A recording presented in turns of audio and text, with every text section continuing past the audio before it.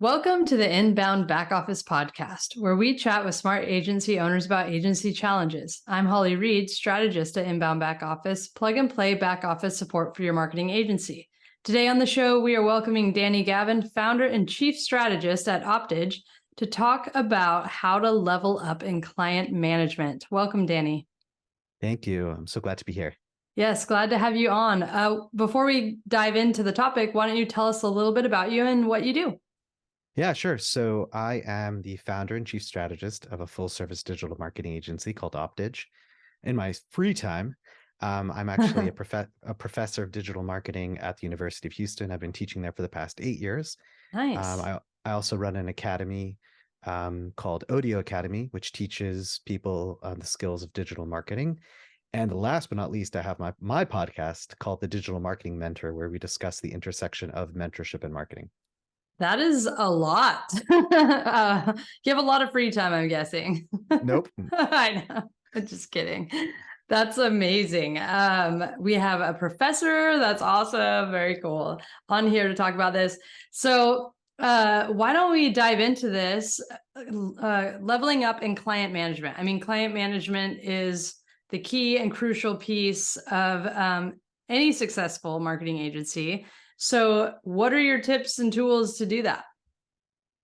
Sure. So, I think there's a lot of different points that we can touch on. So I think the first thing we can talk about is transparency and expectations. Yes. I think when it comes to clients, as number one, even before you go into that relationship, it's really important to iron out like that scope of work. Yeah. Right. Because we want to make sure that both sides of the table, right? People on both sides of the table know exactly what to expect from that relationship. And it's funny because even when you get specific, there's always going to be things that you miss, right, in that scope. Yes. But obviously, the more that you can iron out of what's included in the engagement and what's not included really, really helps to make a smoother situation once you actually get started. Absolutely. I mean, setting expectations is huge. I mean, without that, it's just chaos. I feel like in any situation, especially with marketing agencies, right? Because scope creep can happen, miscommunication can happen. And then if anyone's just feeling like they're left guessing, it's just not a great feeling if you're the client or the agency. And those expectations really follow through to when you actually start the project, because often, the BD team or whoever's selling, Yeah. speaking to one part of the company, but then actually when you're starting, there may be a different team. So it's really important to reset that as expectations as you kick off the project. What's included in the scope, who's the team that you're working with, what are, turnaround times for, if you have a request, really Yeah. touching upon all those different points so that, when they know like, ooh, I've got a problem and, it's 9 o'clock at night, is this the type of agency that answers right away? Or should they expect something within 24 hours? Or is there like an Yeah. emergency notification system that can be used for certain instances? Yeah, that's really good to lay out. I mean, because if you create that foundation, that's only going to help your client management throughout the process. And like you said, there are different teams that work on different pieces. And if those teams aren't communicating clear expectations and the business development or sales team goes out and sells something that the team can't actually do, that's a whole nother mess. Yeah, agreed. So kind of moving on from there, I think that another important point that where we see success is when you say something, you actually do it, right? Yes. Follow through. Follow through. So, I've been in calls where it's like, hey, didn't you say you were going to do that? Why did it take so long? Right. So number one, it's if you're going to say you're going to do it, make sure you give, how long is it going to take? What should they expect?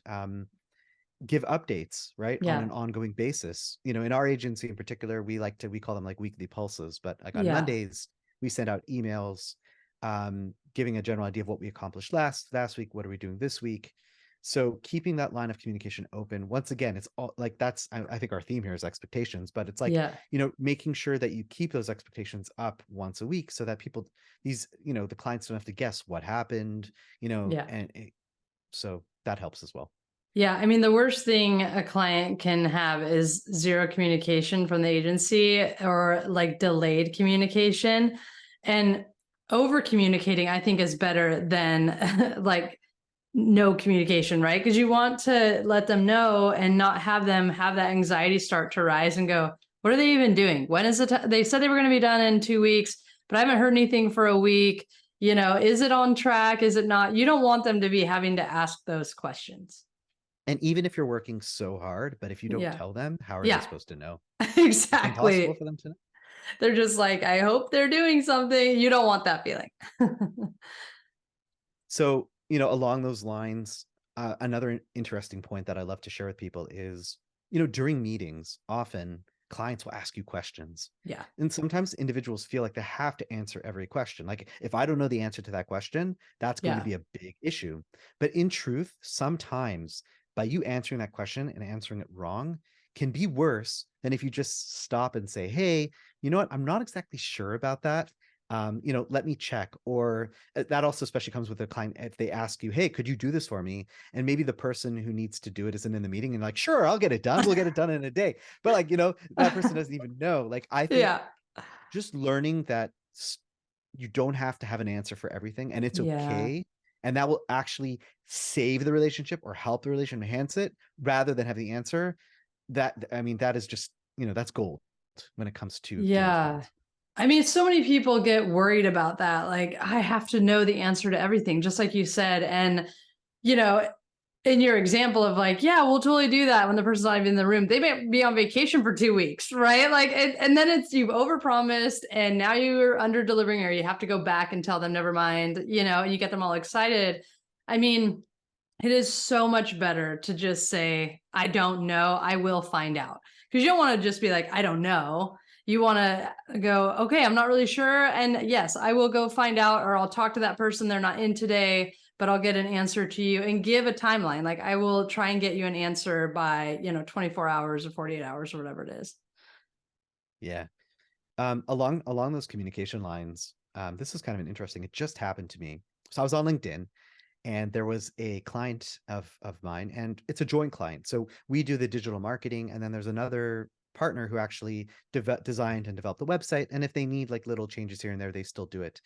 Um, and the client had this like really long LinkedIn post, like claiming how wonderful this web design agency was and look at how they increased the traffic and all this stuff. And like I literally like I screenshot and I shared it with the team, and we were like, what? Like all those results are because of us. Like obviously the having a good website helps, but whether it's all us or it's 50-50 or 60-40, who cares?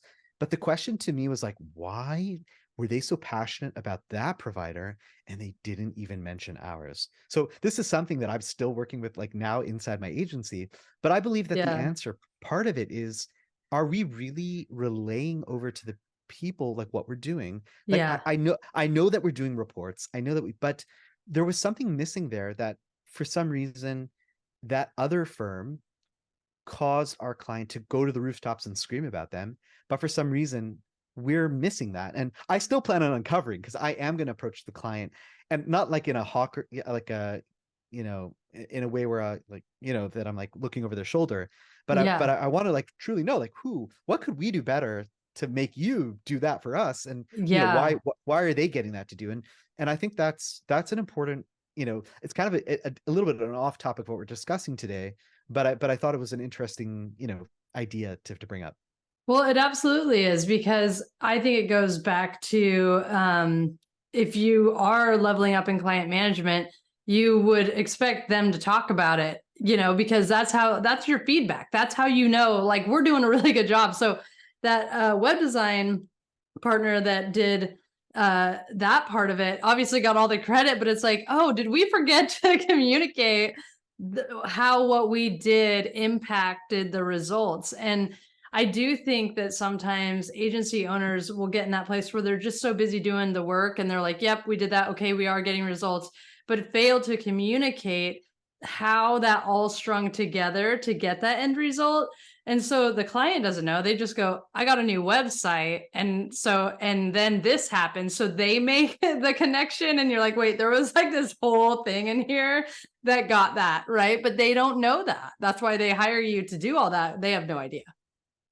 Right. And that's why I can't stress enough of like you said, we got to over communicate, not just what we're doing, but the results that we're causing. And because we know like for most agencies, the biggest source of new business is referrals, right? Yes. So how do we incite that is by really showing people, this is what we've accomplished, this is what we've done, and make them excited about your work.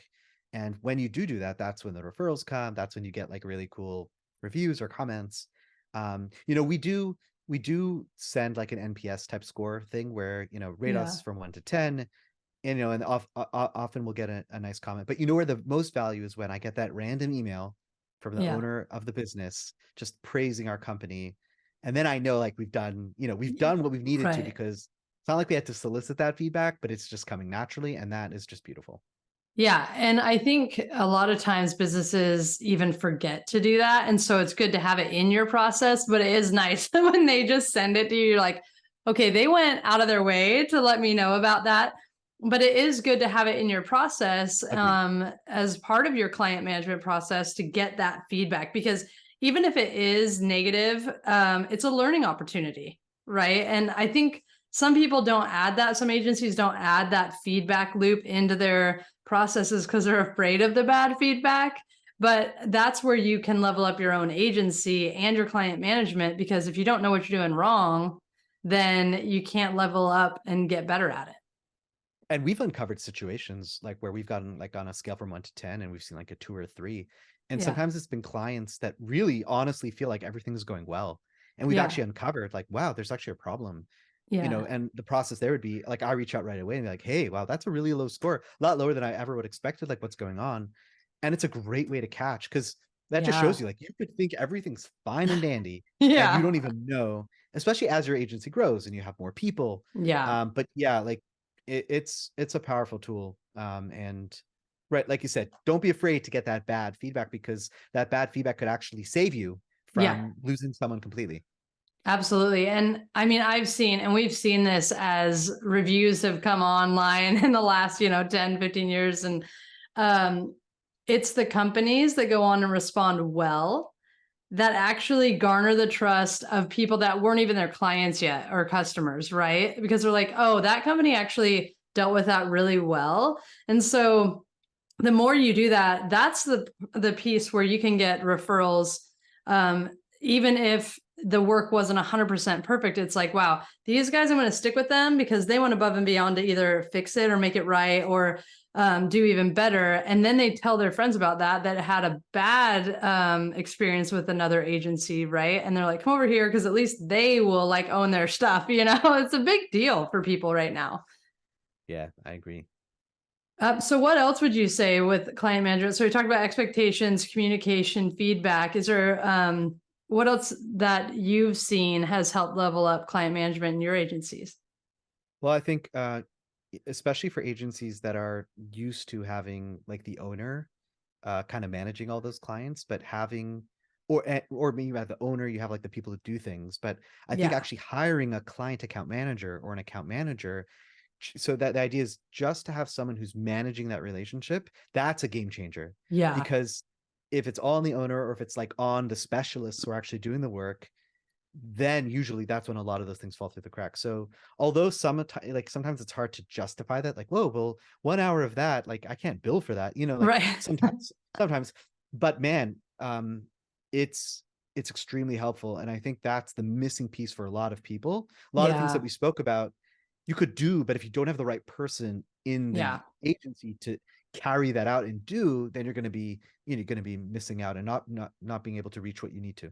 Yeah. And there's some ideas of like project managers that really just focus on the project. But if you're like in a kind of a financial crunch, or you're not sure of the benefit of the extra costs, it's like have your project manager be someone who's also good with client relationship, because then they can not only manage the project from the internal side, but then they're the point person that knows everything going on, that can then speak to the client and give them clear weekly updates or whatever that they need, or answer questions for the team, but also answer questions for the client.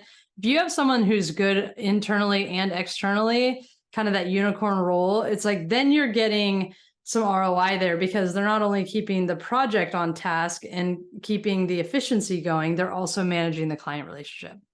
Yeah, agreed. And therefore, like, it's hard to find someone who can Yeah. do great at both.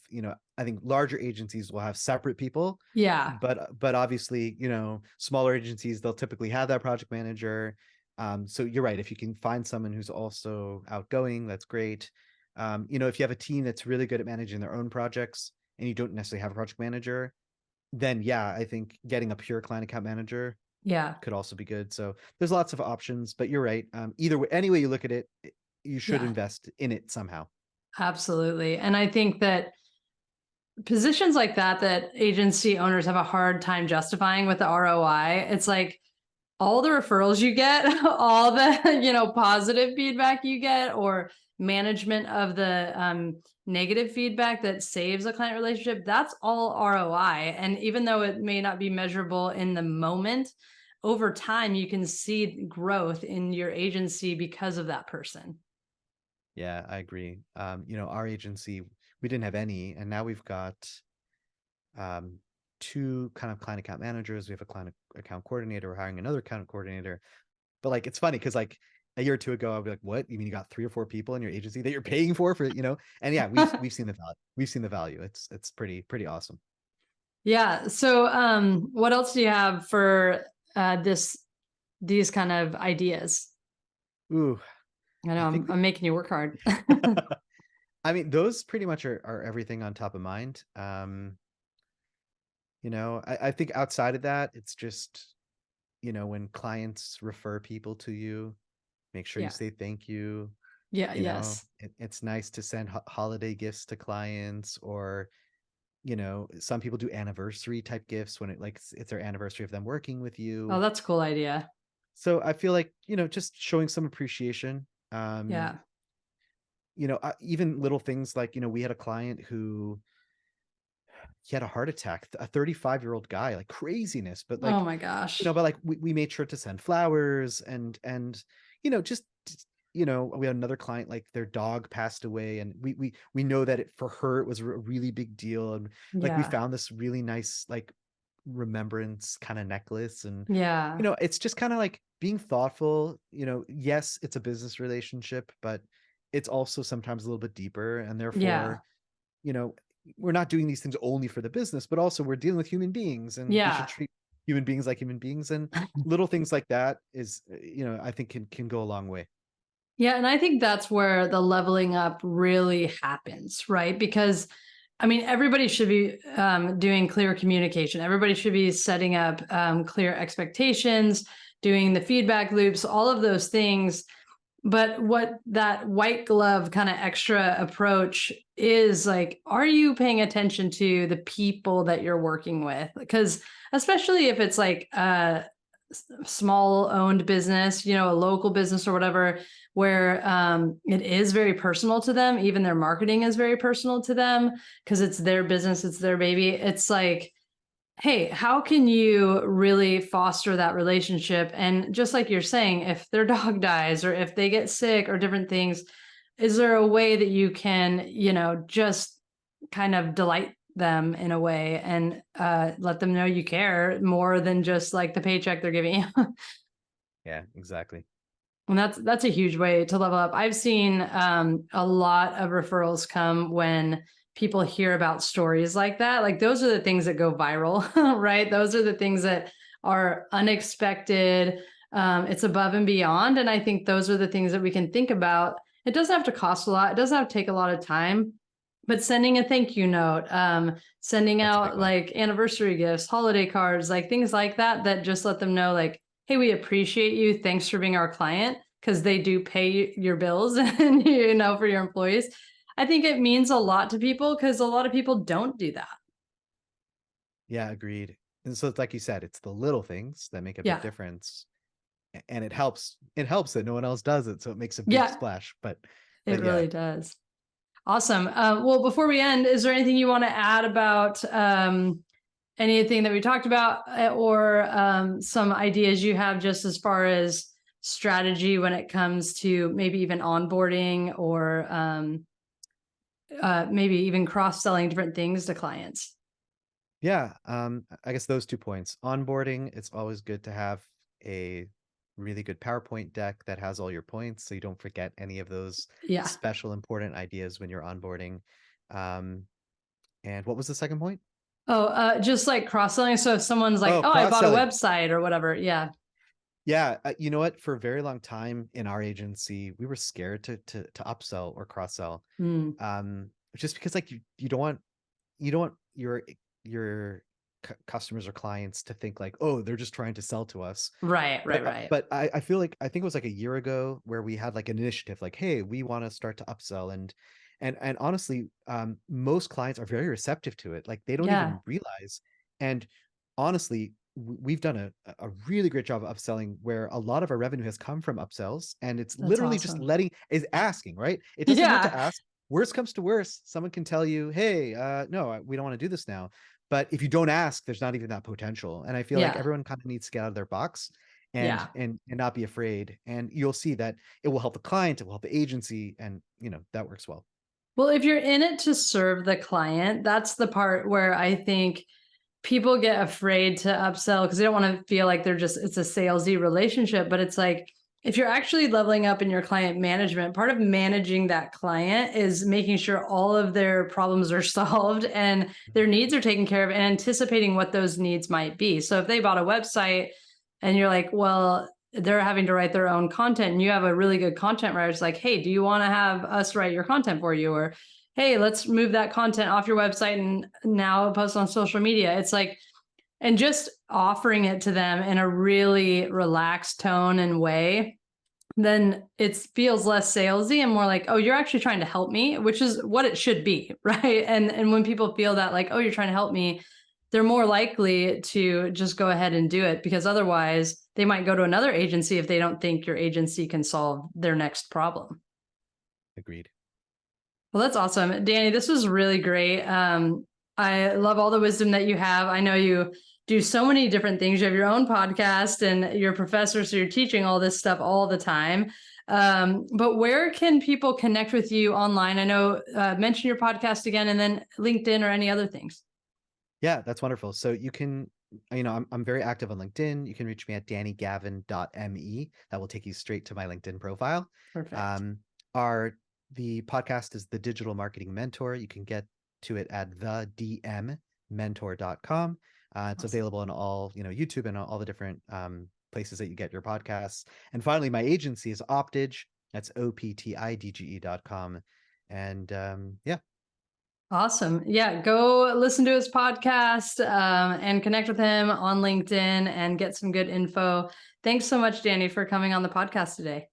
Pleasure, Holly. Thanks for having me.